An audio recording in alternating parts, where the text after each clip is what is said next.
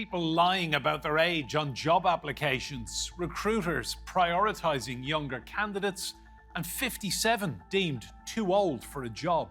That's some of the findings of a new report showing age discrimination remains an ongoing issue and could be a huge cost to the economy.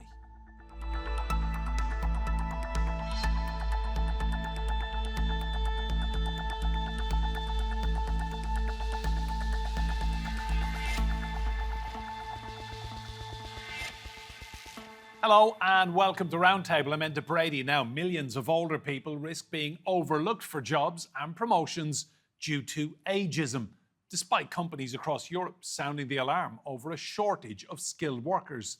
Can bosses see past age? With many of us living longer and pension funds stretched, it's likely most of us will be working well into our 60s and possibly longer. But keeping and finding a well-paid job and getting promoted alongside younger workers is proving more difficult due to age discrimination. A recent study found 40% of recruiters had been put under pressure by bosses to hire younger candidates.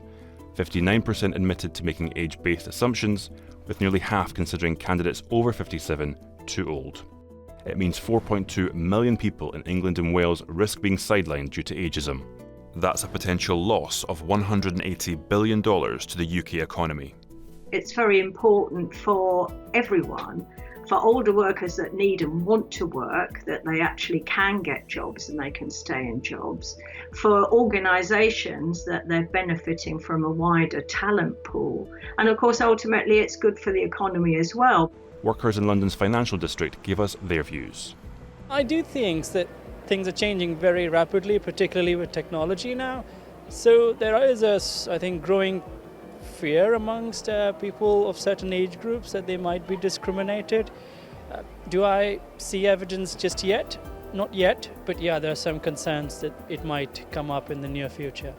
I think there's huge benefit in having experienced workers, people who've seen things before, who know what to do, and then younger people who certainly have more energy and more enthusiasm. I get a lot out of actually working with older people. I feel like they bring a lot of wisdom. As state pension ages are raised across Europe, many more older workers face no other choice but to remain in employment and compete for jobs against younger colleagues. But can age discrimination be overcome and prejudice pushed aside?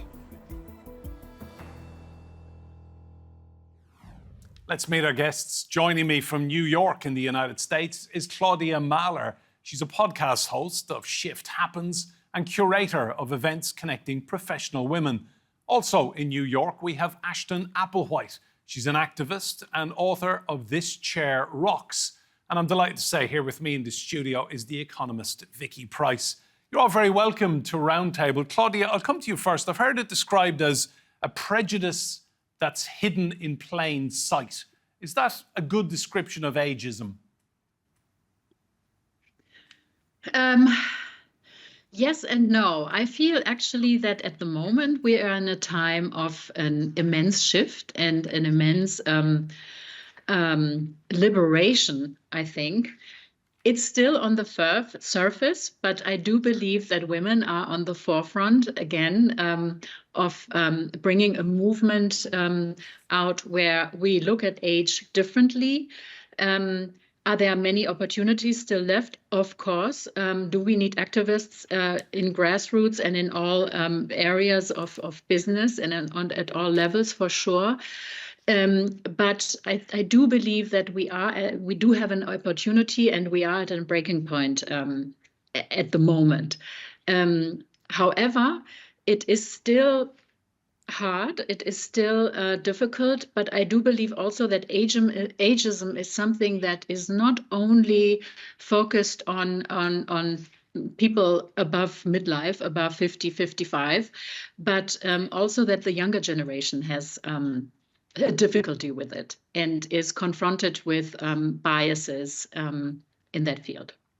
Ashton, there was a big survey made the news here last week that recruiters don't look at people who are 57 or older. That is the cutoff point. Their resumes, their CVs go in the bin. Are you shocked to hear that?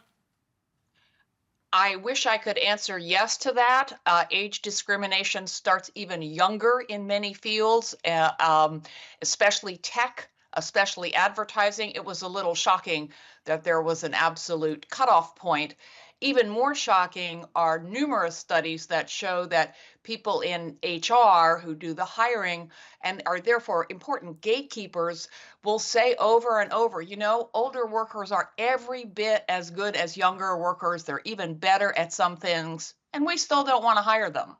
So what is that about? I think it's partly because so few companies in the UK as well as the US include age as a criterion for diversity, teach about age bias in their diversity, inclusion, and equity training, but we are making progress on all these avenues.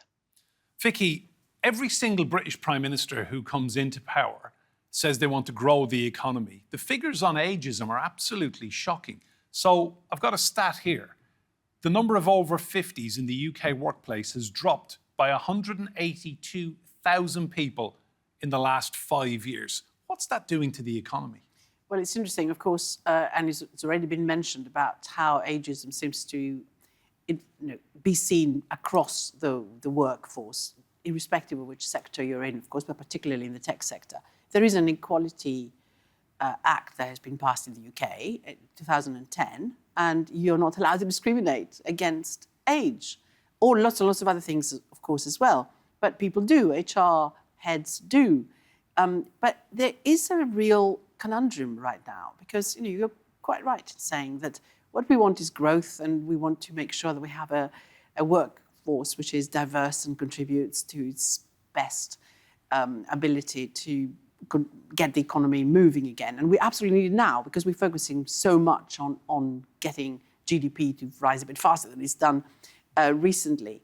We need all the skilled people to be there and to be helping. And what we do instead is we try and import them from elsewhere, whereas there is so much capability that is out there which is not being used, a lot of it with older workers, and we're letting that rot in a way. Of course, we have already increased retirement age quite significantly across the industrialized world, because we know we have an aging population which simply cannot afford to have all these people drawing their pensions and not actually working. But if we don't employ them, then we just have a whole army of poor older people that we have to in any way support through unemployment benefits and other types of benefits that are out there. So it makes absolutely no economic sense not to use them more effectively. Claudia, how important is representation? You turn on your TV, whether you're watching the news channels or you're watching a movie or you go on social media and you're not seeing representation of older people. I mean, it's quite deliberate, isn't it? Well, I think, yes, it has been like that. I mean, especially in the arts, actors, especially actresses, and there I would say women are really have been at a disadvantage. And only now, actresses like Kate Blanchett, Kate Winslet, Meryl Streep, and so on are speaking out about, promoting women. And they all have stories to tell how they were not employed and how they've been told that they've reached an age of no return. And I spoke for my podcast with a former model, and that will be broadcasted soon. And she said that when she was 36, they told her that, she's done. And she was one of the first, Dale Haddon, she was one of the first who fought against it. And so I do believe that there have always been in the past here and there forces that were fighting against it. In television, of course, the news broadcasters are mostly younger. It's slowly changing, because I believe that the pressure of the public is growing. In social media, yes, of course, not so many older people are there, not so many older women. On the other hand, there is this grandmother, for example, from Sicily, who has millions and millions of followers because she has this cooking show where she basically shows, she's like a nonna of, 85, 90. So, there are glimpses here and there. Is this yet a normality? Unfortunately not. But I also believe, especially with older people, and again, we probably need to define what is older. Yeah, I mean, there was a study done in Germany in 2022 where 61 is considered old. what does that mean? Yeah, I mean, I'm going to be there in 4 years. That means nothing for me. I'm just starting through again in my third act. Yeah. Ashton, is ageism worse for women, do you think? I do. I would love to just make an additional short point about the representation question because it's such a good thing. Good question. One thing we can each do is look around the room or the party, whatever the event, and notice if everyone is the same age. And if not, ask how come, right? Train ourselves to notice. I think we notice now if everyone is white, if everyone is male, bring that same lens ourselves to age and ask, where's age? Where are the older people? Where are the younger people? Ageism intersects with sexism, so women experience this double discrimination all the way along, and it affects our income, it affects our health, it affects our well-being, and it's further compounded by by class and by race, which is why the poorest of the poor everywhere are old women of color. Thanks, Ashton.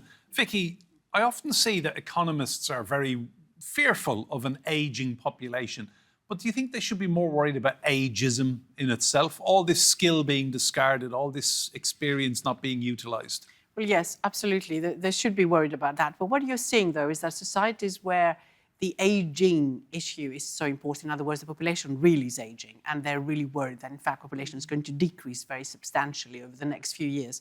Places like Japan, where you find that they have the highest percentage, one of the highest percentages of people over the age of 65 who are still working. It's about 13%. And that compares with Germany, where it's only 3%, and the UK, which is slightly higher, about 3.8 or thereabouts. So what you see is that as the pressure is increasing, but it does take a little bit of time to get used to this, you find that there are more people of that age, of an older age, that work. But of course, there have to be also changes in terms of the way you employ them. And the good thing about COVID was a terrible period, but we've learned to work differently. And loads of people of a certain generation have also learned a number of the IT skills that probably they were never going to try and learn before. So they are more flexible, they are more employable, but you do need to make sure that if they have to go to the office or they're doing something which is outside what they were used to be doing, you do continue training them so that they can offer their work to the economy, and therefore everyone prospers as a result. So it's not just let's make sure these people are employed. You have to make an actual effort to ensure that it is done in the right way, and that the help is provided as well, and that the needs of somebody who's slightly older are also met. And that's a very, very important part of the whole picture.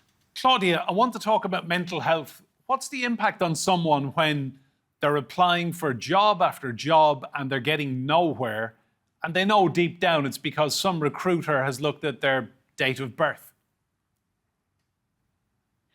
It's excruciating and it's depressing, and it should, of course, not be anymore. And what I also believe is that there are not enough outlets that in a case like this support that person, mostly women, that is being overlooked and discriminated because of her age. So where do I turn to when I am let down? Yeah, where can I go? I mean, in Germany, is it the unemployment office? Will they support my mental health in this and my stability? It is really depressing. So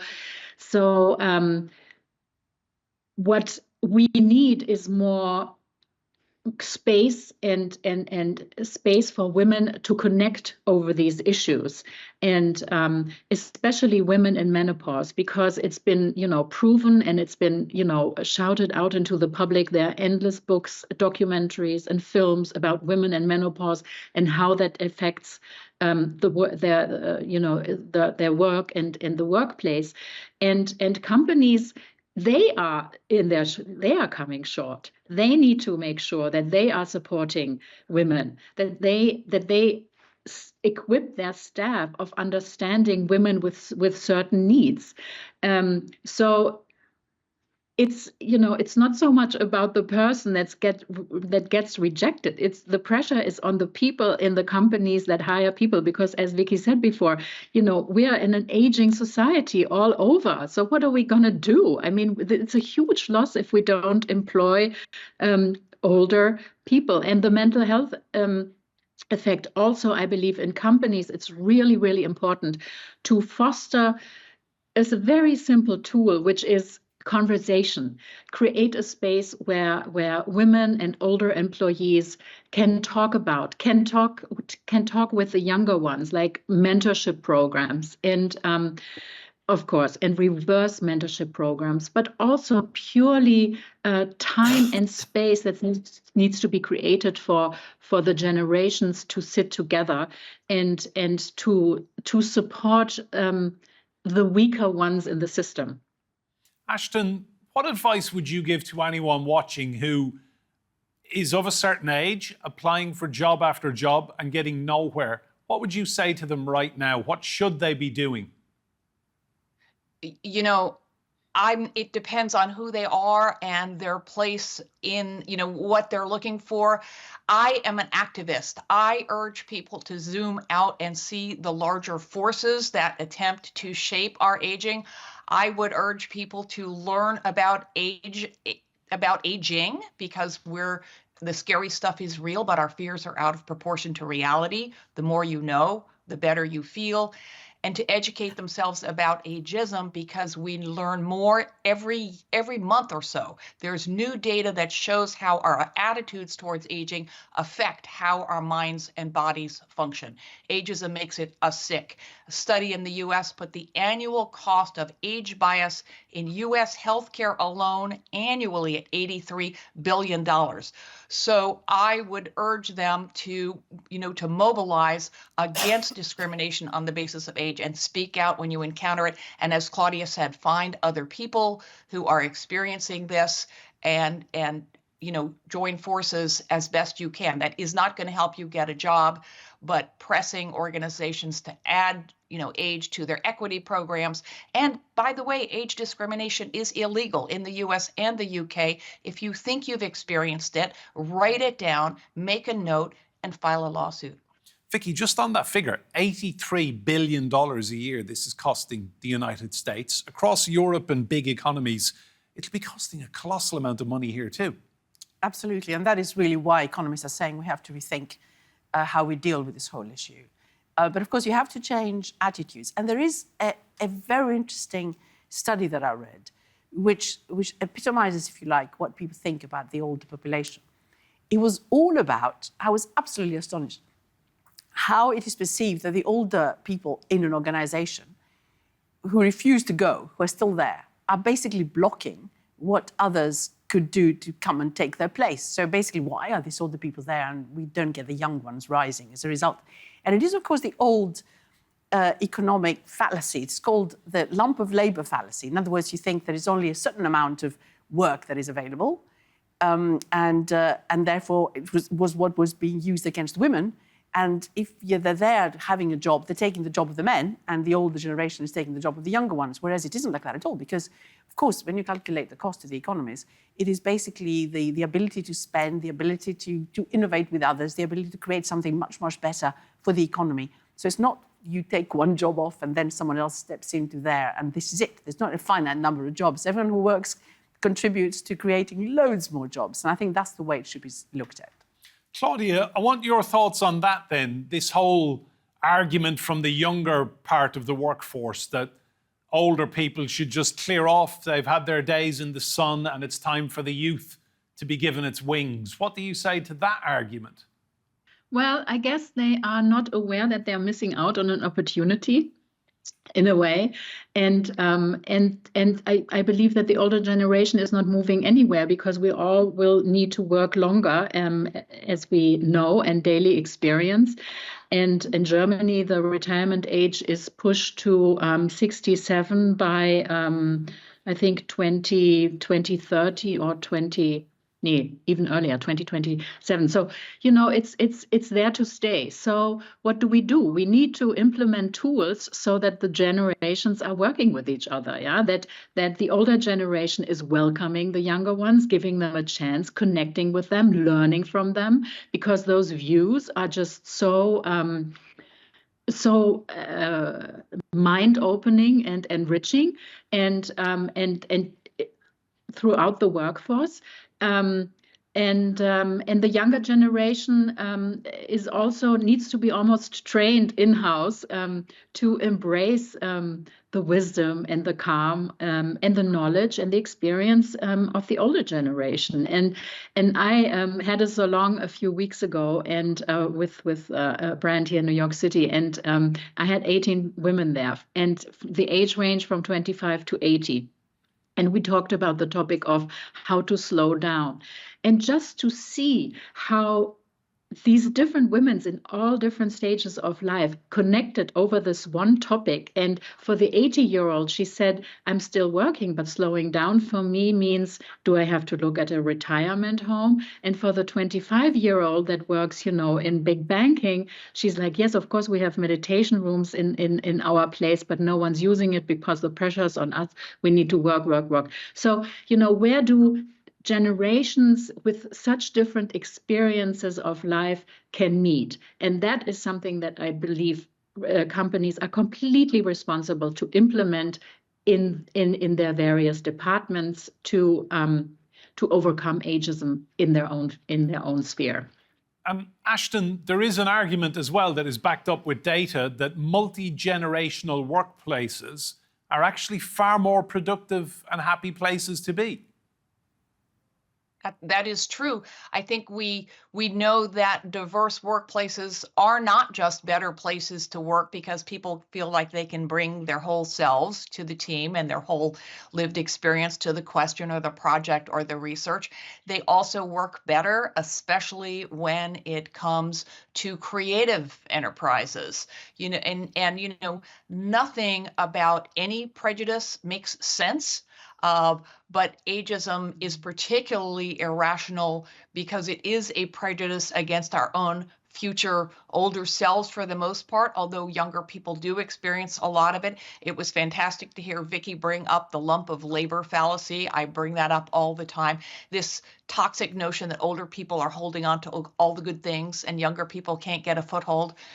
Everyone at all ages is up against being judged and discriminated against on the basis of age. And we need to join together across age gaps to confront ageism and age bias because it casts a shadow across our whole lives. And that's why coming together in mixed age conversations, in mixed age groups, whether in our work or our private lives, is so important. It is the natural antidote to ageism. Vicky, that survey, the age of 57 is where they basically are not interested in people. Were you shocked by that? I was really, but of course what we've started doing in order not to discriminate against women is just not put the gender down. So there's quite a lot of sort of blind applications that you can make. And we've seen what difference this has made in terms of being recruited. The only problem with your CV, of course, if you're of a certain age, is that you've done loads of things. So you don't want to lie about, what you've done, and it sort of becomes almost immediately obvious. But of course, what you can do is take out the sort of number of years that you've done something. But they assume if you're senior enough somewhere that you have got that age experience behind you. So it's not so easy to hide. And I think it is a serious problem.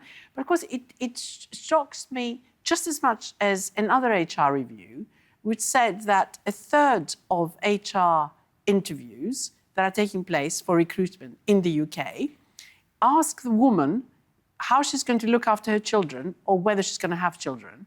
They don't ask the man. So you get that discrimination all across. So when we talk about women being discriminated against when they get older, they get discriminated against continuously. And we haven't even got that off. One very quick thing, there are some cultures where age is considered to be a very good thing. And where, there are multi-generation people working in particular firms which are perhaps family-owned or whatever, but also where it is respected and people really retire quite late. And one of the good things, I think, also in the US is that you don't force people to retire. If you look at the academic institutions, they're still there doing all sorts of very exciting things. I think that's good. And we over here in the UK, in Europe, get quite surprised when we hear about the people. I was invited to do something in Columbia University. The person who invited me, who was a Nobel Prize winner, was just about to turn 90. I only realized this when I read the specifications of what this would be. It wouldn't happen here. It's so good that and he was brilliant, of course. Final point, Claudia, just to you, you're German and you live and work in the United States. Which country, briefly in your experience, is it better to be older in? Germany or the US? So I think looking back over the past 30 years where I have been living on and off here in the US, I do believe that in the US it's more fluid, and as Vicky said, age is more embraced, and it's much more about what you have to offer than your age tag. And in Germany, it's different. It's only slowly changing. And again, in this study, which is the first study in 2022 that has been done in a long time, it's such a discrepancy of how people look at age, and people in the society, it seems in Germany, really do not relate well to age at all, and they are pretty behind. And so there's more work to do. And in my personal experience, yes, I believe the opportunities in the US are more and are easier for people of a certain age. Claudia, Ashton and Vicky, thank you all so much for your insight on this one. Remember, you can see more discussion and debate on our YouTube channel. Just search for Roundtable TRT World. But for now, from me and Brady and all of the team here, goodbye and thank you for watching.